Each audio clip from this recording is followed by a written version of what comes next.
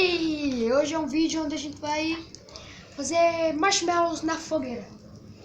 Fogueira bem bonita, por sinal. Mostra o marshmallow. Esse marshmallow aqui, ó. O A pacote. gente comprou com...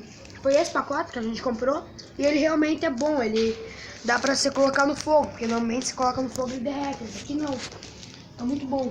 Daí mostra Daí, como é que é. Você coloca ele aqui no fogo. Não é em Fica brasa. torradinho. Não é em brasa, é em fogo mesmo.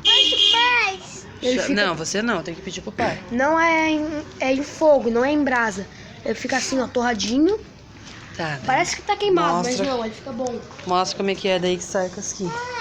Daí ele não fica inteiro. Você faz assim, ó.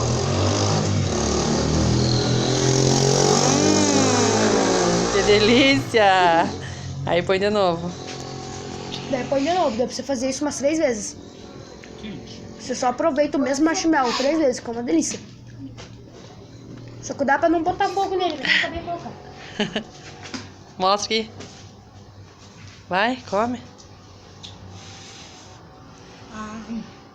Muito bom. Gostou, Flor? Aham. Olha aqui, mamãe. Fala então, dá like e se inscreve no canal. Dá like e se inscreve no canal. Ei, só que ficou escuro pro lado de cá. Aqui. Dá like e se inscreve no canal. Ei.